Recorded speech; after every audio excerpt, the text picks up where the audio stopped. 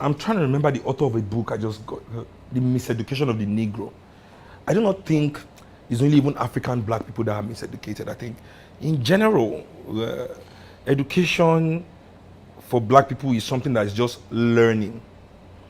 You know, something for you to put in your head and regurgitate when asked. Because you have to understand, as colonial masters and slave masters, the only education black people were supposed to get was education to serve. So you know enough that this is a red file. Bring the red file. You understand? Okay, sit down there, write this paper. So you should be able to read and write. It is not an education for forward thinking. It's not an education for organization. You understand? Not a full education is learning. So you have to understand that. So our education is not orientated towards black self-identification or black self-knowledge. So a lot of black people grew up with black hate, with lies like, oh, black people sold fellow black people into slavery, when the majority of slaves were actually stolen and kidnapped.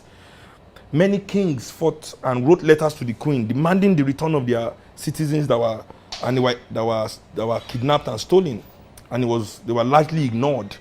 You know, the Ashanti king not only fought against, wrote letters, he demanded that the British come and set up